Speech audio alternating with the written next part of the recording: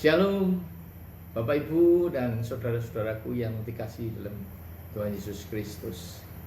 Saudara-saudara, kita bertemu kembali dan malam ini saya akan berbicara tentang hidup yang diberkati. Berkat selalu dikonotasikan dengan berkat duniawi, kaya raya, rumah, mobil mewah, sukses dalam bisnis maupun karir dan sebagainya dan sebagainya. Ini adalah pengertian berkat menurut orang duniawi.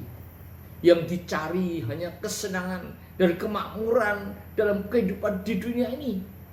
Pong nak pong no, mumpung enak, mumpung ono, itulah kata orang Jawa.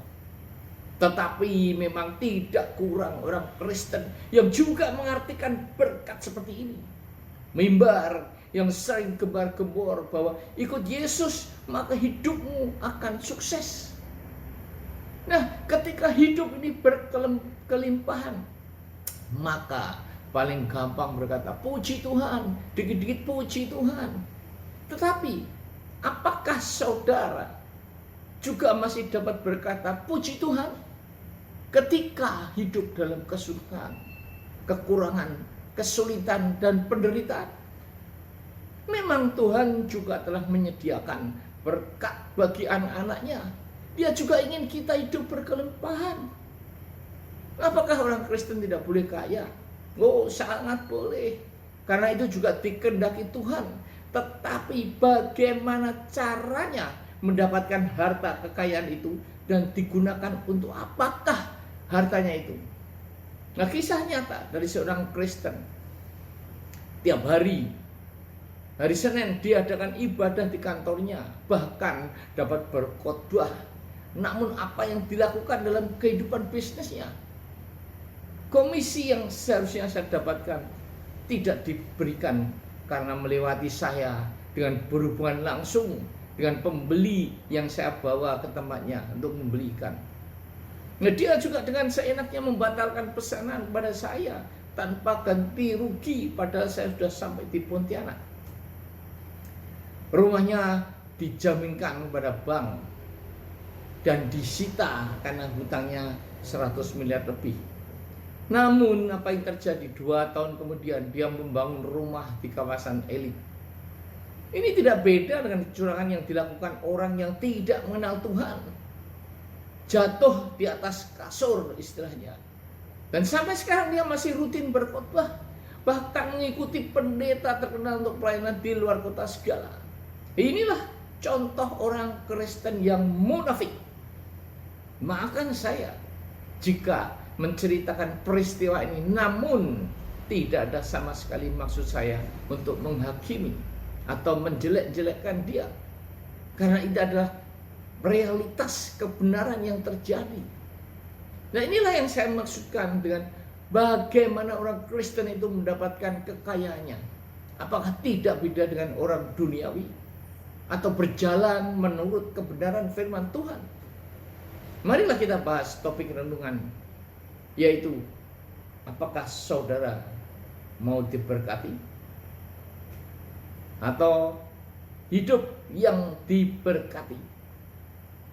Saudara, kita mendapatkan gratis untuk menghirup udara selama hidup ini. Setiap hari dalam kondisi normal, setiap manusia menghirup udara 11.000 liter per hari.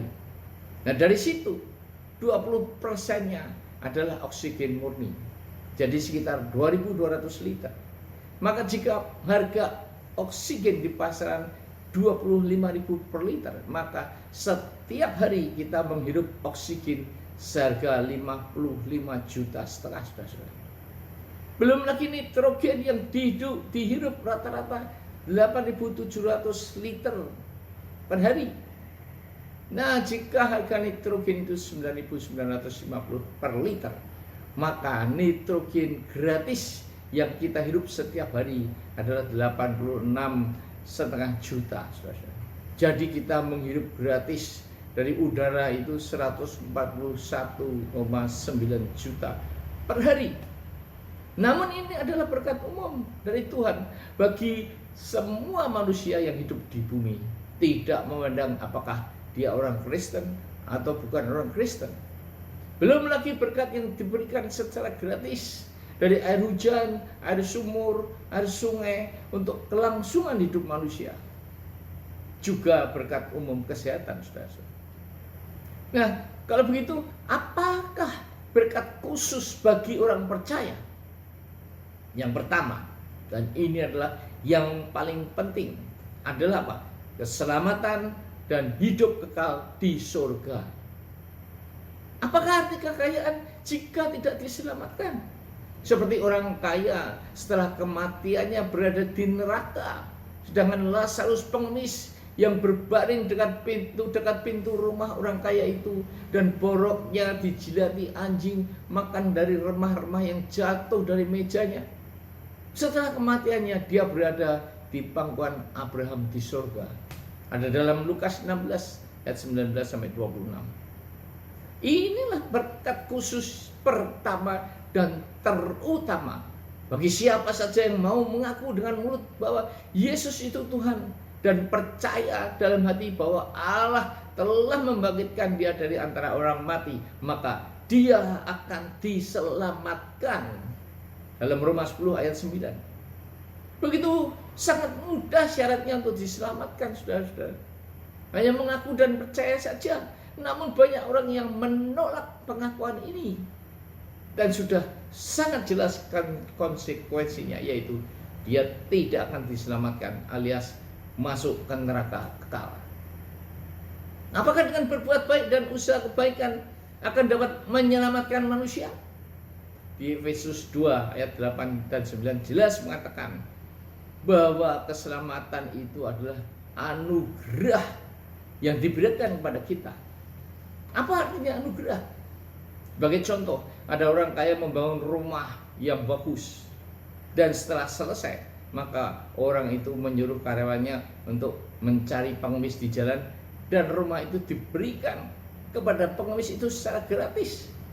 Ya tentunya karyawannya komplain, bos, dia kan tidak pernah kerja, tidak pernah menghasilkan keuntungan bagi perusahaan ini, kenapa dikasih rumah? Nah, orang itu berkata, uangnya uang siapa? Ya uang bos. Itulah sesuka-sukaku, aku kasihkan siapa, pada siapa aku senang, pada siapa aku berkenan. Sedangkan kamu sebagai karyawan, kamu sudah digaji setiap bulan. Itulah saudara-saudara, pelayanan yang mengharapkan sesuatu, pelayanan yang berpamrih, mengharapkan PK, maka dia hanya mendapatkan PK itu selama di dunia, tapi bukan keselamatan.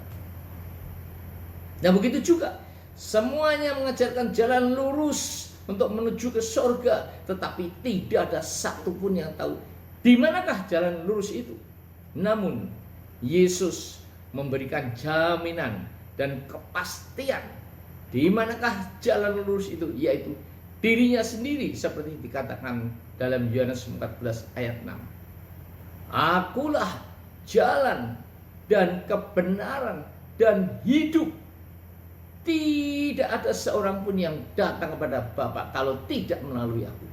Inilah Tuhan Yesus menjamin dia adalah jalan menuju ke Bapa. Dia adalah kebenaran dan dia adalah hidup. Saudara, Allah itu mempunyai nama 99, dan diantaranya yang pertama adalah Al-Haq atau kebenaran, Al-Ba'its atau kebangkitan, Al-Malik raja segala raja. Itu ada dalam Wahyu 17 ayat 14. Di Yohanes 10 ayat 7 dikatakan, akulah pintu. Dalam bahasa Arabnya adalah Al-Hadi.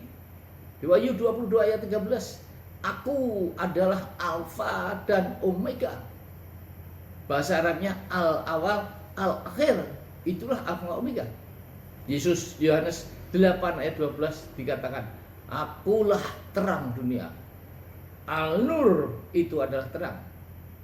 Jadi sudah jelas bahwa Yesus itu adalah satu-satunya Tuhan, karena nama-nama di atas adalah nama sebutan Allah. Sekali lagi, hanya Yesus satu-satunya jalan yang menjamin manusia untuk masuk ke surga.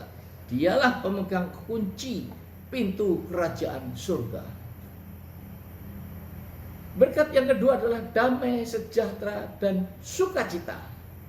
Di Filipi 4 ayat 7 dikatakan, janganlah kamu khawatir tentang apapun juga, tetapi nyatakanlah dalam segala hal keinginanmu kepada Bapa, kepada Allah dalam doa dan permohonan dengan ucapan syukur. Damai sejahtera Allah yang melampaui segala akal akan memelihara hati dan pikiranmu dalam Yesus Kristus. Dikatakan kita nggak usah khawatir tentang apapun juga. Bahkan dikatakan apakah khawatirmu dapat menambah sehasta langkahmu? Enggak bisa, saudara. Tapi nyatakanlah segala hal keinginanmu kepada Bapa, kepada Allah dalam doa dan permohonan dengan ucapan syukur. Ucapan syukur, saudara. Apapun yang terjadi dalam hidup kita, apakah senang, apakah susah, apakah dalam masalah, kita harus selalu bersyukur pada Allah. Bersyukur, terutama karena kita masih hidup. Berapa banyak orang kaya yang duitnya banyak, tapi di rumah sakit stroke atau kanker, kita masih sehat, saudara. Dan dikatakan apa? Damai sejahtera Allah yang melampaui segala akal. Saudara-saudara, damai sejahtera melampaui segala akal. Apa itu, saudara-saudara? Yaitu bahwa ketika dalam keadaan apapun juga kita selalu merasa damai sejahtera. Ada dua macam sukacita, yaitu inward joy atau sukacita yang ada di dalam hati, dan happiness. Inward joy atau sukacita yang di dalam hati adalah ketika kita mengenal Allah dan kita berserah kepada kehendak dan rancangannya hidup kita serahkan. Nah, jika kita mempunyai inward joy ini, maka segala ketakutan, kekhawatiran, kecemasan tidak akan ada dalam hidup kita. Apapun itu juga. Itulah damai sejahtera Allah yang melampaui segala akal. Nah, sedangkan sukacita yang kedua adalah happiness atau bahagia. Tapi bahagia ini masih dipengaruhi oleh kondisi lingkungan. Kita bahagia ketika pasangan kita hidup dalam kondisi yang bahagia, akur. Tapi ketika pasangan kita selingkuh, maka apakah kita masih bisa bahagia? Kita bahagia ketika keuangan kita mencukupi untuk anak sekolah. Kita bahagia ketika kita sehat walafiat dan sebagainya, saudara. Tetapi jika salah satu faktor itu tidak dipenuhi, apakah saudara bisa bahagia ketika saudara kena stroke, saudara kena kanker? Enggak mungkin, saudara. Yang terakhir apa? Akan memelihara hati dan pikiranmu dalam Kristus Yesus. Bahwa dengan damai sejahtera ini, saudara, hati dan pikiran kita adalah selalu terpancang pada Yesus Kristus. Kita tidak memikirkan apa-apa lagi kecuali, saudara, kecuali apa? Hanya hidup di dalam Tuhan. Ya. Nah, saudara, di Roma 10 ayat 11 dikatakan, karena kitab suci berkata, barang siapa yang percaya kepada Dia tidak akan dipermalukan. Dan dalam AMPC Bible, Amplified Study Bible, dikatakan, the scripture says, no man who believes in Him, yaitu who adheres to, relies on, and trust in Him, will ever be put to shame or be disappointed. Artinya apa, saudara? Orang yang percaya di dalam Tuhan, yaitu yang mengikuti Dia, relies on, tergantung dari Dia, dan trust in Him, percaya kepada Dia. Nah, arti percaya itu apa? Seperti anak-anak kecil yang ditaruh di atas meja, kemudian ayahnya bilang, ayo lompatlah nak. Maka anak-anak itu percaya bahwa ayahnya pasti akan menangkap, maka dia akan melompat, dan benar ayah itu menangkap dia sehingga tidak jatuh. Tetapi jika yang menyuruh orang lain, belum tentu dia mau melompat. Itulah arti percaya. percaya sepenuhnya, menyerahkan hidupnya sepenuhnya pada Tuhan, tidak akan dipermalukan atau dikecewakan. Nah, inilah Filipi 4 ayat 8 yang berkata, jadi akhirnya saudara, semua yang benar, semua yang mulia, semua yang adil, semua yang suci, semua yang manis, semua yang sedap didengar, semua yang disebutkan kebajikan dan patut dipuji, pikirkanlah semuanya itu.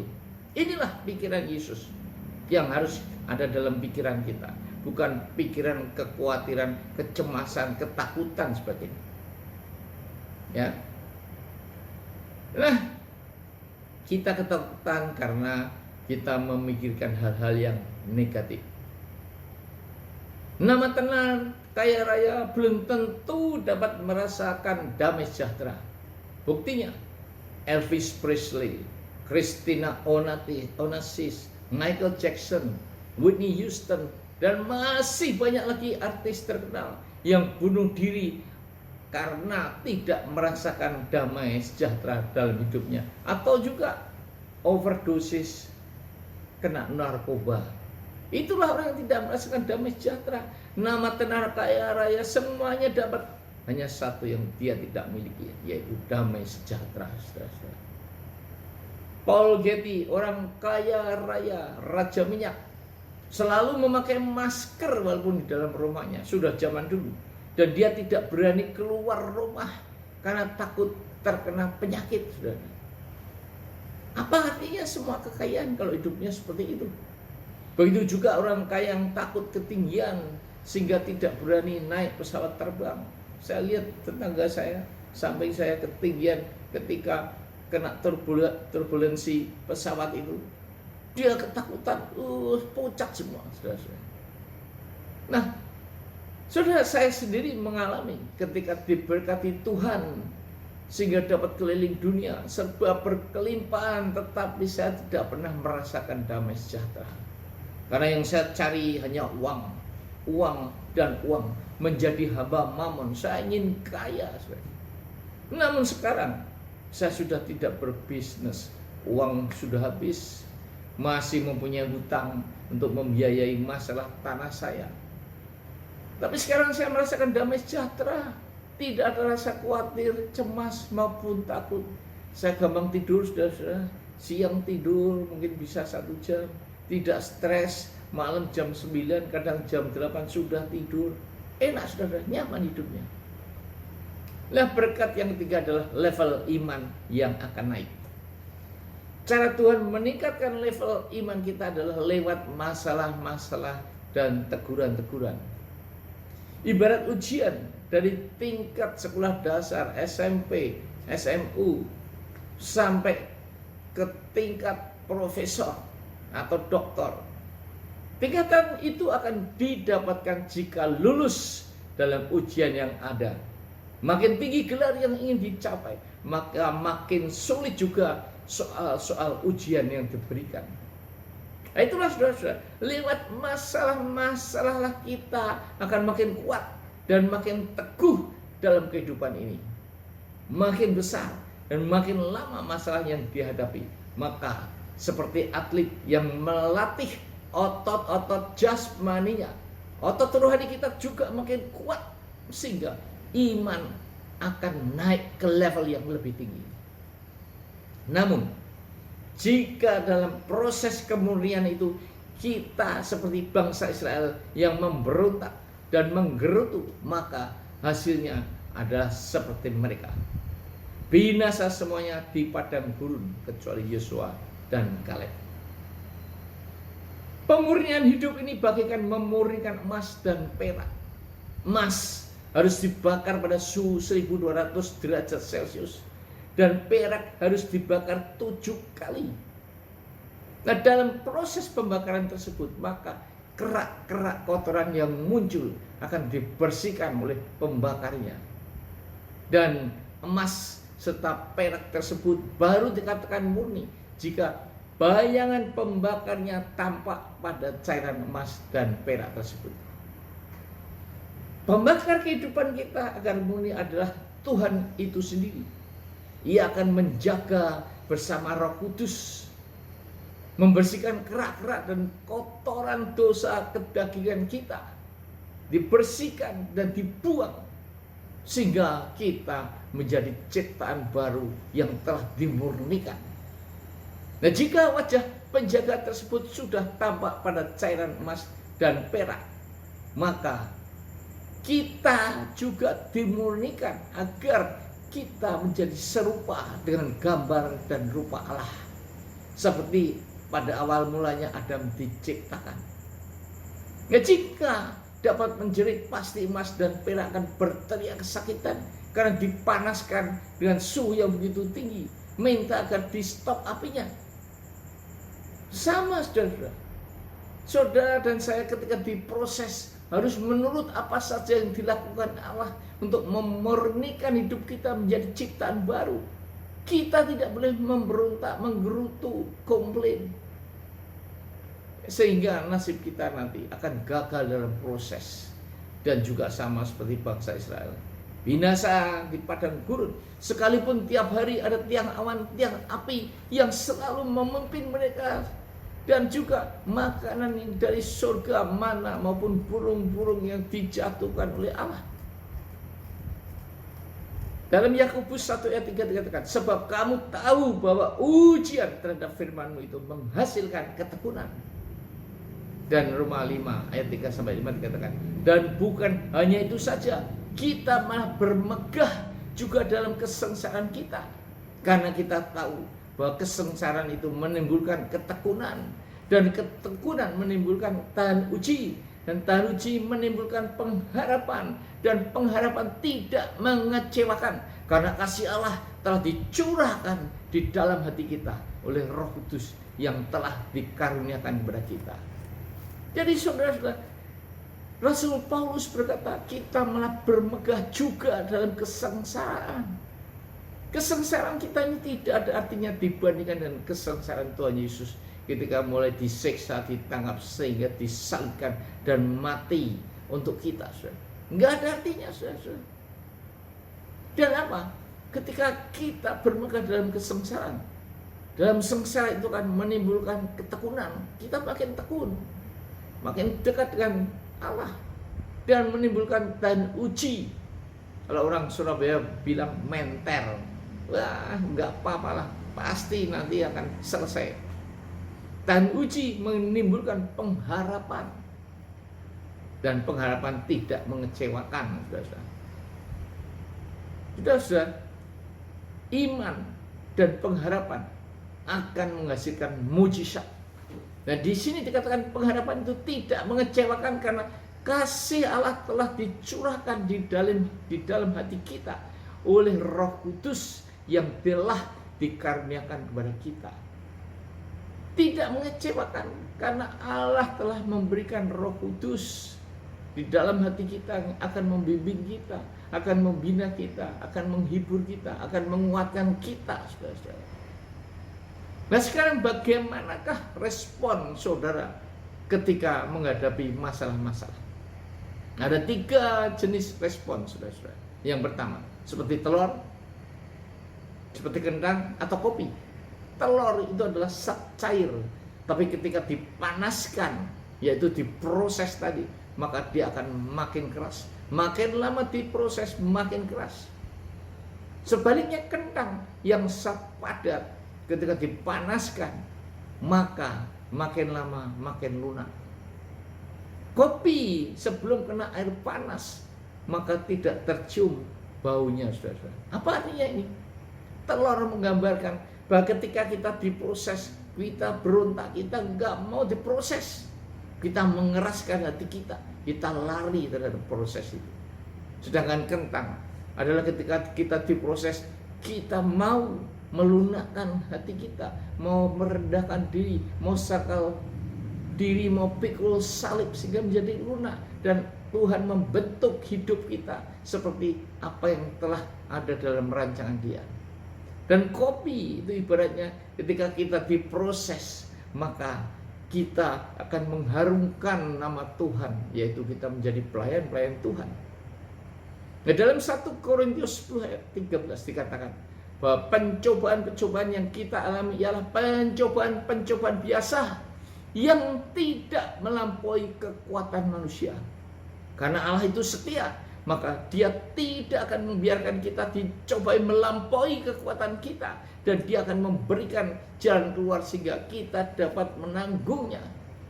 Saudara, tidak ada satupun manusia yang selama hidupnya tidak pernah mengalami masalah, apapun juga itu. Tetapi masalah-masalah itu tidak akan melampaui kekuatan kita. Ya, karena Allah itu setia, maka Dia tidak akan membiarkan kita dicobai melampaui kekuatan kita. Contohnya Ayub, saudara, sampai begitu susahnya dia, sampai gatalnya itu dia garuki tubuhnya dengan beling, dengan kaca, saudara. Dan yang terakhir apa? Dia akan memberikan jalan keluar sehingga kita dapat menanggungnya. Suatu kata-kata, suatu janji yang indah, saudara-saudara. Soal-soal ujian S1 tidak akan diberikan untuk ujian murid-murid SMP atau SMA, karena itu bukan kelas mereka. Ujian S1 ya diberikan untuk orang yang sudah kuliah. Demikian juga ujian doktor. S3 tidak akan diberikan untuk S2. Itulah artinya pencobaan yang biasa, yang tidak melampaui kekuatan kita. Iman timbul dari pendengaran, dan pendengaran oleh firman Kristus. Dalam Roma 10 ayat 17. Sama seperti tumbuh-tumbuhan yang tidak pernah disirami, maka dia tidak akan bertumbuh, bahkan bisa mati. Karena itu, jika ada yang berpikir bahwa tidak usah ke gereja, enggak masalah, karena di rumah saya juga bisa berdoa dan membaca Alkitab. Benar, saudara-saudara. Tapi masalahnya, apakah dengan membaca Alkitab saudara dapat mengerti apa yang tersurat dalam Alkitab itu? Atau hanya sekedar membaca untuk mencapai target khatam, seperti membaca cerita atau komik novel saja? Nah, kembali lagi, seorang atlet agar dapat menjadi juara harus melatih ototnya selama bertahun-tahun. Demikian juga dengan otot rohani kita harus dilatih, yaitu lewat masalah-masalah dalam kehidupan ini. Rasul Paulus mengatakan dalam 1 Korintus 3 ayat 2 bahwa yang dapat dimakan hanyalah susu, bukanlah makanan keras. Begitu juga dalam Ibrani 5 ayat 12. Sekalipun dari segi waktu sudah dapat menjadi pengajar, tetapi masih perlu diajarkan lagi dan masih memerlukan susu, bukan makanan keras. Saudara-saudara harus mempunyai pengalaman rohani, bukannya hanya membaca, hanya jargoni saja, saudara-saudara. Jadilah pelaku-pelaku firman.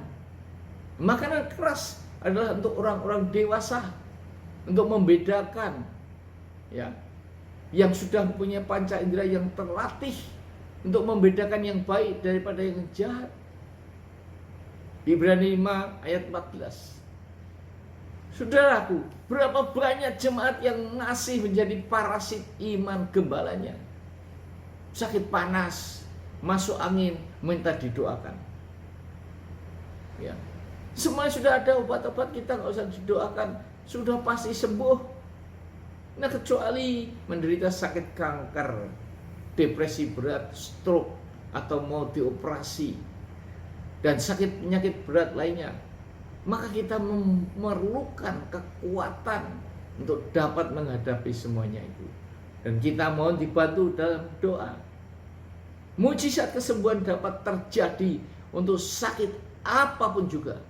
Syaratnya yang tadi, mempunyai iman dan percaya.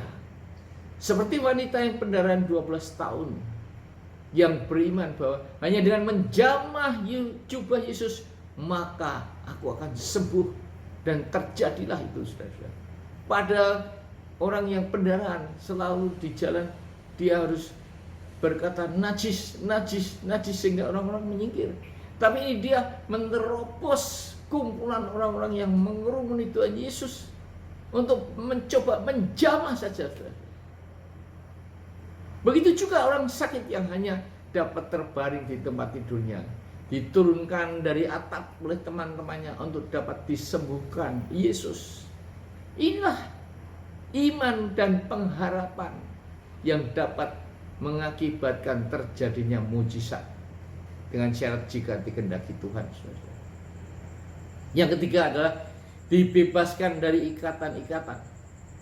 Selain dibebaskan dari hukuman dosa, masih ada beberapa ikatan yang dibebaskan, yaitu apa? Kutuk nenek moyang. Yang kedua, luka batin. Yang ketiga, kuasa iblis. Yang keempat, ikatan harta duniawi. Sudah ternyata kutuk nenek moyang itu akan menurun sampai keturunan ketiga dan keempat, karena Allah itu cemburu dan akan membalaskan segala perbuatan dosamu kepada keturunan ketiga dan keempat. Luka batin sama, saudara. Orang yang luka batin tidak dapat melupakan orang yang menyakitinya, suami yang meninggalkan dia, anak-anak yang kurang ajar, orang yang membuat rumah tangganya hancur, orang yang membuat bisnisnya hancur. Semuanya itu akan menyebabkan luka batin, dan kita akan dibebaskan dari semuanya itu, sehingga terlepas, karena orang yang luka batin tidak akan maju baik dalam iman maupun dalam karirnya, saudara. Dan kuasa iblis, semua ikatan kuasa iblis dilepaskan sehingga kita bebas, merdeka, saudara. Nah, ikatan harta duniawi juga, kita terikat pada uang, pada harta, sehingga ribut dengan saudara sekandung sampai ke pengadilan hanya memperebutkan harta warisan. Nah, semuanya ini dapat dilakukan dengan pelepasan oleh hamba Tuhan.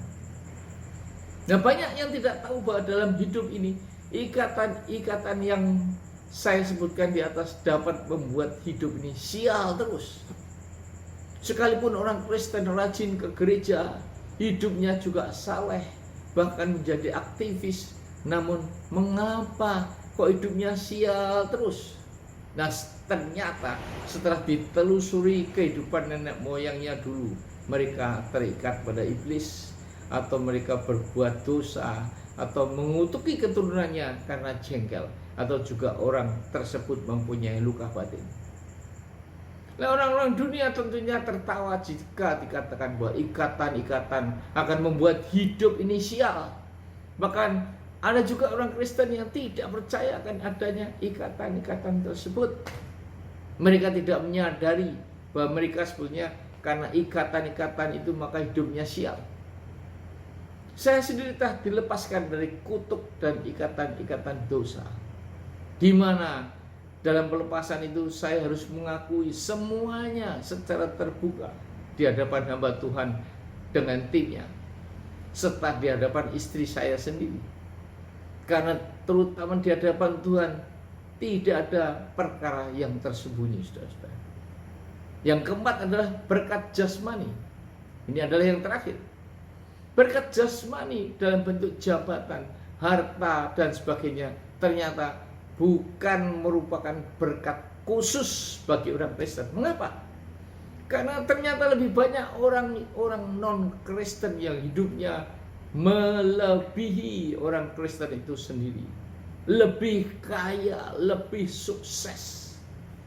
Karena mungkin mereka menghalalkan segala cara untuk dapat kaya, atau juga mereka lihai, banyak trik atau menipu atau bagaimana menggunakan kesempatan sehingga mereka dapat berhasil.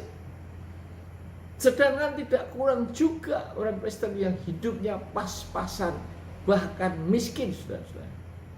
Apakah itu artinya tidak diberkati? Paulus mengatakan bahwa malah rugi karena mengenal Kristus dalam Filipi 3 ayat 7 dan 8. Dulu yang merupakan keuntungan bagiku, sekarang kuanggap rugi karena Kristus. Karena pengenalan akan Kristus Tuhanku lebih mulia daripada semuanya itu. Karena Dia yang telah melepaskan aku, dan aku melepaskan semuanya itu dan menganggapnya sebagai sampah, supaya aku memperoleh Kristus. Sebelum kita mengenal Kristus, saudara, ada suatu keuntungan ketika kita berdagang menipu, ketika kita mengurangi timbangan beras setengah on setiap 1 kilo, itu adalah keuntungan tambahan. Tetapi sekarang rugi. Karena apa? Karena saya tidak berani menipu, karena saya tidak berani mengurangi timbangan beras. Semuanya saya lakukan dengan apa adanya, dengan jujur. Maka itu rugi. Kalau dulu yang saya bisa menipu, bisa cok tipu, bisa dapat uang jutaan, sekarang nggak berani menipu lagi. Tidak berani mengurangi timbangan. Yang setengah on, kalau kali 100 sudah berapa kilo? 5 kilo, ya. Karena apa? Pengenalan akan Kristus Tuhanku lebih mulia daripada semuanya itu. Jadi Kristus lebih mulia daripada semuanya itu. Karena apa? Karena Dia yang telah melepaskan aku, melepaskan dari segala ikatan, dari dosa, dari maut, semuanya. Dan aku melepaskan semuanya itu dan menganggapnya sebagai sampah. Jadi keuntungan-keuntungan yang tadi didapat sebelum mengenal Kristus, saya buang semua dan menganggap itu sebagai sampah. Sampah adalah hal yang sudah tidak dipakai, dibuang, bau, kotor, dan sebagainya. Supaya apa? Supaya aku memperoleh Kristus. Karena dengan memperoleh Kristus, aku akan diselamatkan, saudara-saudara. Itulah lebih berharga dari apapun juga. Horatius Spafford, pengarang lagu It Is Well With My Soul, yang diterjemahkan menjadi Tenanglah Jiwaku, adalah seorang lawyer di Chicago yang sukses dan terkenal di abad ke-19. Dia memulai bisnis real estate di kota itu. Dan anak laki satu-satunya berumur 12 tahun pada tahun 1870 meninggal karena demam berdarah. Kemudian tahun 1871 terjadi kebakaran hebat yang dikenal dengan Great Chicago Fire yang menewaskan 250 orang pada tahun 1860-an. 90.000 keluarga kehilangan rumah. Dan hampir semua milik Horatio hancur. Namun selama 2 tahun dia dengan istrinya bekerja tanpa lelah untuk membantu korban kebakaran dan membangun kehidupan mereka. Usahanya mengalami kemunduran dan istrinya Anna Spafford mulai terganggu kesehatannya. Dan akhirnya mereka memutuskan untuk istirahat dan mengikuti KKR Moody, evangelis terkenal pada tahun 1873 ke London. Namun pada detik-detik terakhir keberangkatannya, Spafford membatalkan kepergiannya karena ada urusan bisnis yang tidak dapat ditunda. Spafford memang hidup dalam pelayanan dan merupakan donatur dari Moody juga. Ternyata di tengah pelayaran itu kapal yang ditumpangi istri dan keempat putrinya ditabrak kapal besi sehingga tenggelam dan keempat putrinya meninggal. Hanya istrinya yang hidup dan mengirimkan telegram berbunyi saved alone, diselamatkan sendiri. Spafford sangat terpukul dan akhirnya dia menyusul istrinya ke London. Dan di tengah perjalanan dia diberitahu nakoda tempat tenggelamnya kapal yang menewaskan keempat putrinya itu. Semalaman dia tidak bisa tidur, dia sangat sedih terkenang akan putri-putrinya. Disitulah ia menuliskan lagu It Is Well With My Soul. Lirik yang sungguh-sungguh menunjukkan iman, rasa bersyukur sekalipun menghadapi kesusahan, kesengsaraan yang sangat besar. Awal liriknya adalah berkata, ketika kedamaian hidup bagaikan air sungai yang tenang ada di dalam hidupku. Atau ketika sengsara yang bagian gulungan ombak samudra. Apapun yang terjadi, Tuhan telah mengajar aku agar jiwaku tetap tenang. Itulah saudara-saudara, kata-kata yang penuh harapan, penuh pasrah, berserah, tetap bersyukur sekalipun mengalami kesengsaraan besar dalam kehidupannya. Tidak seperti Ayub yang sering dipakai sebagai contoh bahwa setelah lulus dalam pencobaan iblis maka hartanya dipulihkan 2 kali lipat dan dikaruniai 4 orang putri yang cantik-cantik. Nah, apakah Spavot tidak melayani Tuhan? Dia tetap melayani di Israel, membentuk koloni Amerika sampai akhir hidupnya. Dan dia memenangkan banyak orang Yahudi dan Muslim di sana. Begitu juga saya kenal dengan pendeta Petrus yang sampai umur 70 tahun masih melayani bersama istrinya, naik motor sampai jatuh, saudara.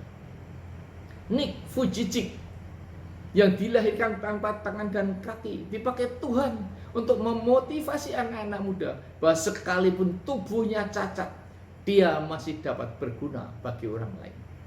Inilah berkat khusus bagi orang Kristen, yaitu sekalipun menderita, mempunyai ketidaksempurnaan dalam fisik seperti ketiga orang tersebut di atas, dan masih banyak lagi yang lain, tapi ternyata Tuhan memakai mereka dan upahnya besar di surga, finishing well, seperti Paulus dan Yesus di akhir hidup mereka. Saudara-saudara, dalam Pengkhotbah 3 ayat 11b dikatakan bahwa ia atau Tuhan memberikan kekekalan dalam hati mereka. Artinya, manusia diciptakan Tuhan adalah untuk kekekalan, bukan hanya kehidupan nyaman di dunia ini. Karena itu janganlah jadi orang Kristen yang mempunyai tujuan utama ikut Tuhan Yesus adalah agar diberkati.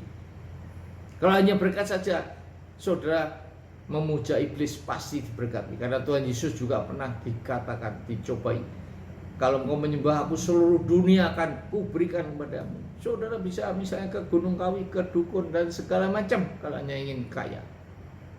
Berkat itu otomatis datang sendiri, malah mengejar kita jika hidup kita sudah murni menjadi ciptaan baru.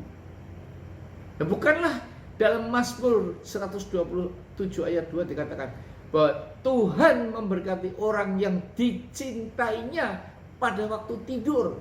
Jadi syaratnya adalah Tuhan mencintai, dan untuk dapat dicintai Tuhan adalah kita menjadi pelaku firman. Kita menurut akan sabda, akan perintah Tuhan. Dan tidak beda dengan perusahaan. Laba akan diperoleh jika perusahaan itu menerapkan strategi yang sesuai dengan kondisi sosial, ekonomi, dan politik. Dapat bersaing dengan kompetitornya, mempunyai manajemen yang baik, operasional perusahaan yang efisien, maka hasilnya adalah laba dan bertumbuhnya perusahaan tersebut.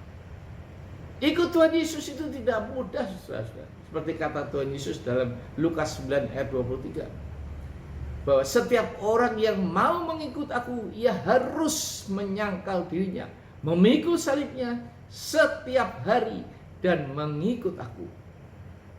Kita harus menyangkal diri kita, bukan kita sendiri yang hidup, tapi kita hidup dalam Tuhan. Tuhan yang memimpin, Tuhan yang mengarahkan semuanya, rancangannya apa yang harus kita lakukan, semua sudah ada dalam rancangan dan jalan Tuhan. Memikul salib setiap hari, artinya kita menderita, mungkin kita sakit, mungkin banyak masalah, mungkin dalam pelayanan kita tidak diterima, dihina sana sini. Itulah salib. Baru mengikut Yesus seperti apa? Seperti tentara yang mengikut komandannya. Kemana komandan itu pergi, maka dia akan mengikut. Saudara-saudara, ada teman saya, ex karyawan Pertamina, duitnya banyak, tetapi ketika mau jadi pendeta, selama 5 tahun dia tidak pernah disuruh khotbah. Habis semua hartanya, sampai untuk membayar rekening listrik tidak ada uang. Tapi mujizat terjadi. Dia menangis 3 hari. Tuhan, ternyata ikut Tuhan ini susah. Apakah aku harus meninggalkan Kau lagi, Tuhan? Nah, tiba-tiba pintunya diketuk orang yang dia tidak kenal. Dia memberikan uang sejumlah tagihan rekening listriknya. Dia berkata, 3 hari yang lalu Tuhan menyuruh aku untuk memberikan ini kepadamu. Tepat ketika dia mulai menangis, orang itu digerakkan Tuhan. Entah mungkin orang itu juga malaikat juga bisa. Demikian juga saya, saudara-saudara. Semua uang aset saya habis terjual. Masih mempunyai hutang yang besar. Mengalami masalah tanah selama 20 tahun walaupun sekarang saya sudah diberikan kemenangan. Namun puji syukur, karena selama saya tidak mempunyai income, Tuhan tetap memelihara saya dan tidak pernah kelaparan.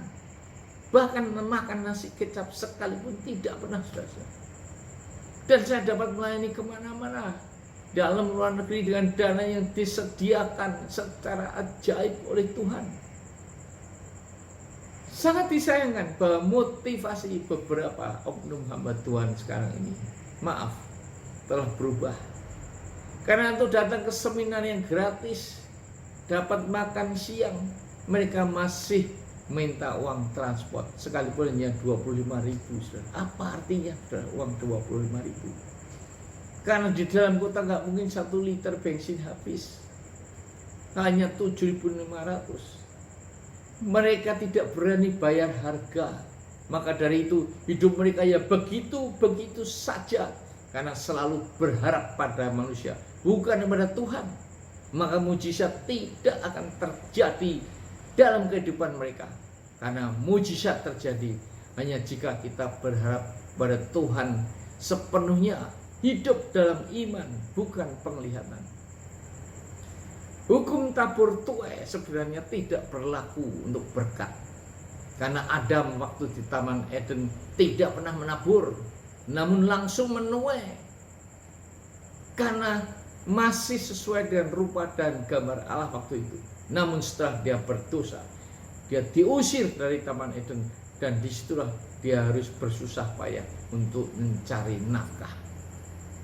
Ada hamba Tuhan yang membuat statement, jika memberi persembahan 10 juta, maka akan dikembalikan 100 juta. Memberi 1 rumah, mendapatkan 10 rumah. Ini terjadi, saudara-saudara. Sehingga istrinya sampai ribut dengan suaminya, karena hanya 1 rumah yang dimiliki.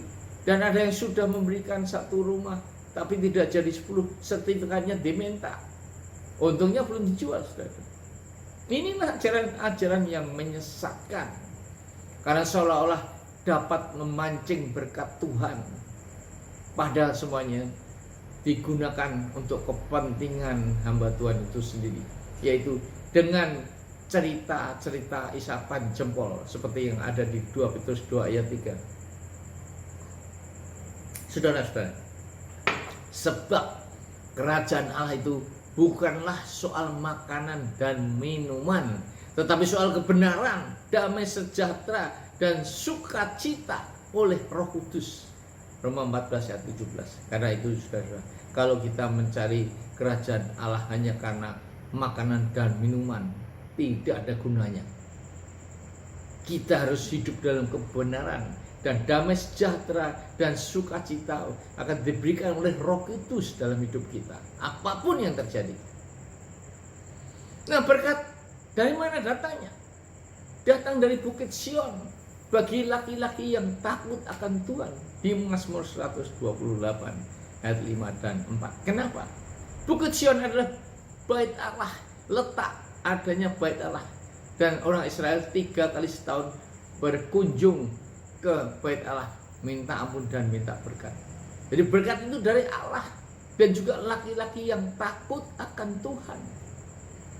Di Kejadian 39 ayat 2 sampai 6 dikatakan, tetapi Tuhan menyertai Yusuf sehingga ia menjadi seorang yang selalu berhasil dalam pekerjaannya. Karena disertai Tuhan, maka Yusuf selalu berhasil dalam pekerjaannya. Demikian juga di Kejadian 39 ayat 23. Yusuf dibuat berhasil karena Tuhan menyertai dia. Kata-kata dibuat itu adalah kata kerja pasif. Jadi yang membuat berhasil itu bukan usaha Yusuf. Karena apa? Karena Tuhan menyertai dia. Kembali lagi, saudara. Ishak diberkati Tuhan sehingga menuai 100 kali lipat. Karena sama. Karena Tuhan memberkati. Intinya berkat adalah Tuhan. Jadi kunci diberkati dalam keuangan adalah disertai dan dikasihi Tuhan. Bukan karena usaha manusia. Ya, seperti yang saya lakukan 20 tahun saya gagal karena saya mengandalkan diri saya sendiri. Saudaraku, sebagai penutup akan saya ringkas. Kesimpulan berkat bagi orang Kristen adalah satu, damai, sejahtera, dan sukacita. Yang kedua, level iman yang naik. Dan yang ketiga, berkat itu karena dikasihi dan disertai Allah. Amin.